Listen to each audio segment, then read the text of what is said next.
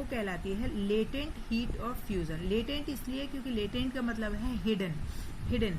ये क्योंकि जब भी हम स्टेट चेंज करते वक्त जब टेम्परेचर हम बढ़ाते जाएंगे फिर भी हीट प्रोवाइड करते करते भी टेम्परेचर चेंज नहीं होता है, क्योंकि जितना भी कन्वर्जन होगा, स्टेट चेंज होगा, वो एक कांस्टेंट टेम्परेचर पे होता है, और वो कांस्टेंट टेम्परेचर है ये मेल्टिंग पॉइंट है। जैसे कि तो सॉलिड किस में कन्वर्ट होगा, लिक्विड में कन्वर्ट होगा, और वो कांस्टेंट टेम्परेचर पे होगा जो कि कहलाता है मेल्टिंग पॉइंट। जैसे यहाँ हमने बीकर में पानी लिया, जैसे हमने यहाँ बीकर में आइस ली और उसे हीट प्रोवाइड करना शुरू की, तो 0 डिग्री सेंटीग्रेड पर ये मेल्टिंग हो रही है इसकी। तो ये जो मेल्टिंग पॉइंट है इसका क्या है, वो 0 डिग्री सेंटीग्रेड ही है। और जब हम हीट प्रोवाइड करते जाएंगे तब भी ज़्यादा हीट देने पर भी वो थर्मोमीटर हमें वही शो करता रहेगा, इसके मेल्टिंग पॉइंट ही शो करता रहेगा, क्योंकि जो भी हम हीट प्रोवाइड कर रहे हैं वो कहाँ यूज़ हो रही है, वो स्टेट को चेंज करने में, that is changing solid into liquid, उसमें यूज़ हो रही है। और वो जो हीट यूज़ हो रही है वो है लेटेंट हीट ऑफ फ्यूज़न, जो सॉलिड को मेल्ट करने में, यानी कि आइस को वाटर को कन्वर्ट करने में यूज़ हुई है।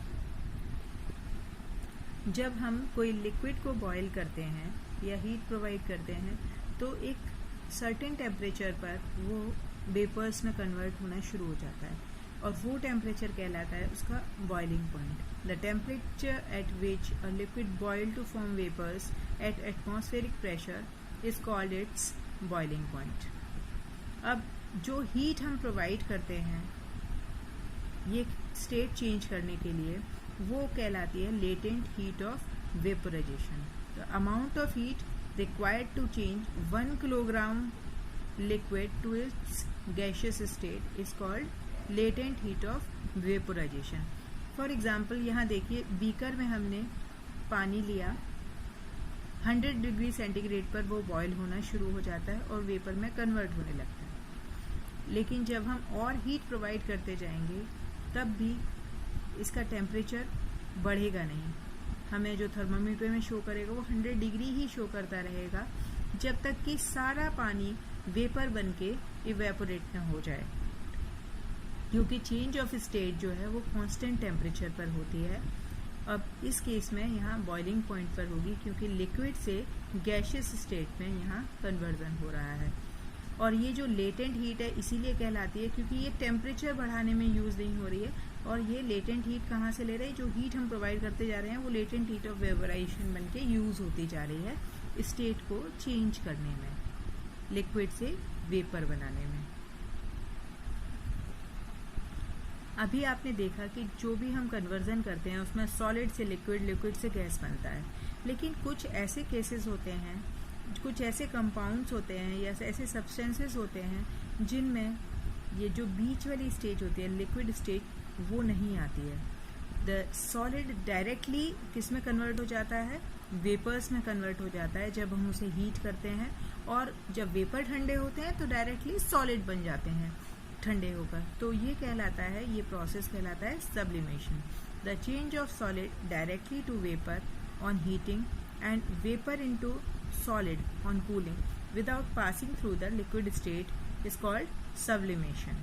यहाँ एग्जाम्पल्स हैं हमारे पास कुछ, आपने देखा है ये आरती में कपूर जलाया है, वो डायरेक्टली लिक्विड नहीं बनता, उसका वो वेपर बन के इवेपोरेट हो जाता है। इसी तरह से अमोनियम क्लोराइड, जिसे हम NH4Cl फॉर्मूला लिखते हैं, वो भी है, वो डायरेक्टली सॉलिड से वेपर बन जाता है।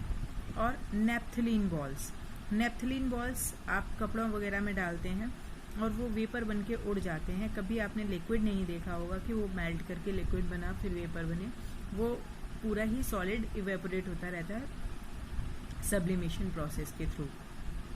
तो यहाँ हमने एक एक्सपेरिमेंट शो किया है जिसमें हीट प्रोवाइड की हमने NH4Cl को, इसके ऊपर इन्वर्टेड फनल रख दिया, तो जो वेपर्स थे वो हमें ऊपर निकलते दिखेंगे, या फिर वो कंडेंस होकर वो वापस वहीं के वहीं कुछ वेपर जो निकल जाएंगे वो वेपर बन के चला गया, और बाकी जो है कुछ ठंडे होके वहाँ वापस सॉलिड बन जाएगा लेकिन ये लिक्विड स्टेट यहाँ नहीं मिलती, तो ये सब्लिमेशन का एग्जाम्पल है। Effect of change of pressure. जब हम गैस को कंप्रेस करते हैं या हाई प्रेशर अप्लाई करते हैं उस पर, तो क्या होता है, जो पार्टिकल्स का डिस्टेंस है वो उनके बीच कम होता जाता है और इस प्रोसेस में वो लिक्विड में चेंज हो जाती है या लिक्विफाई हो जाती है। तो ये लिक्विफाइड फॉर्म में हमें बहुत सारी गैसें यूज़ करते हैं हम डेली लाइफ में, जैसे liquefied petroleum gas LPG cylinder में जो भर के हमारे पास आती है, सीएनजी यानी कि compressed natural gas which is a pollution free fuel, आजकल बहुत यूज़ होता है ऑटो वगैरह में। इसी तरह से जो क्लिनिकल पर्पसेस में ऑक्सीजन यूज़ होती है या इंडस्ट्रियल यूज़ के लिए जो ऑक्सीजन आती है वो भी सिलेंडर्स में कंप्रेस्ड फॉर्म में हमारे पास आती है। इवेपोरेशन वो प्रोसेस है जिसमें कि लिक्विड चेंज होता है वेपर्स में, लेकिन किसी कांस्टेंट टेम्परेचर पर नहीं, उसके बॉइलिंग पॉइंट से कम टेम्परेचर पर। ये प्रोसेस होती है इवेपोरेशन।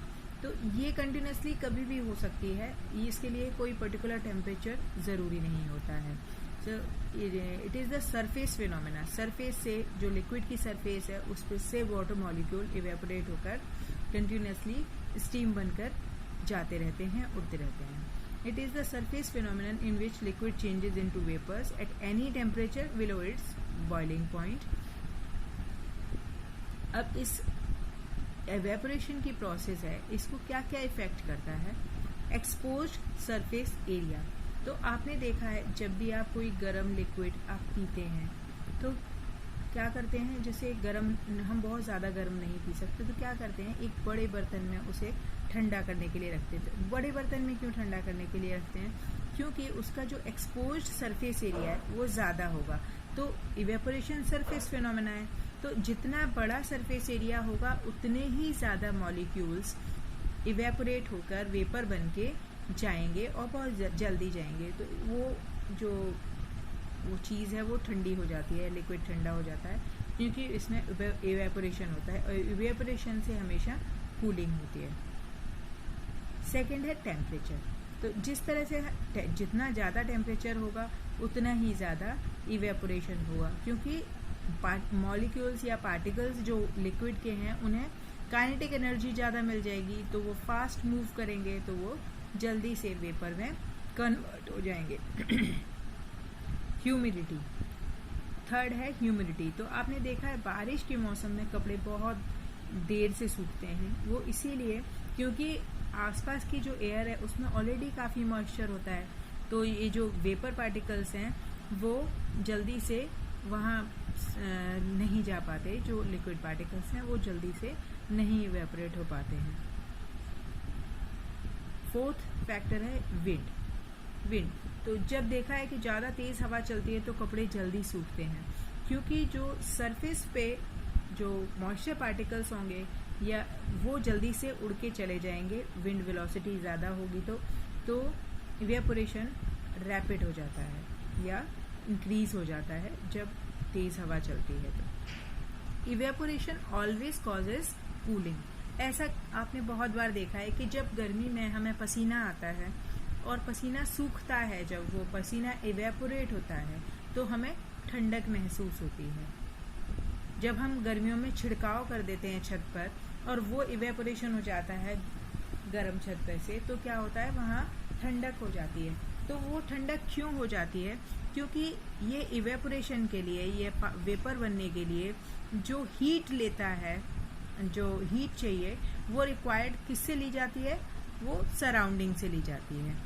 तो वो सराउंडिंग में कूलिंग हो जाती है। जैसे कि एसीटोन है, अगर हाथ पर एसीटोन डाला जाए या ऐसा लिक्विड जो वोलेटाइल है वो डाला जाए तो क्या होगा, वो उड़ जाएगा और हमारे हाथ ठंडा ठंडा हो जाता है, क्योंकि जो उसको वेपर में कन्वर्ट करने के लिए जो भी हीट यूज़ हुई थी वो हमारे हैंड से ली गई, हमारे हाथ से ली गई, उसकी वजह से हमारा हाथ ठंडा हो गया।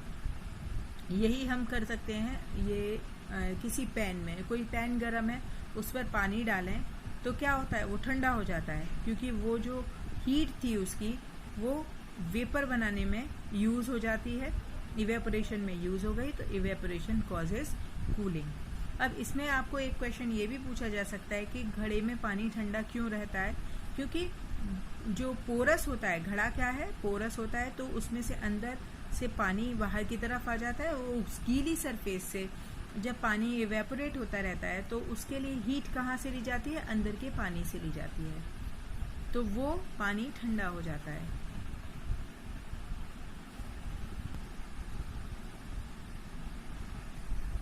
तो इस तरह से ये आपका चैप्टर पूरा होता है। ये हमने क्लास में भी डिस्कस किया था। अब आप इसकी एक्सरसाइज कर सकते हैं।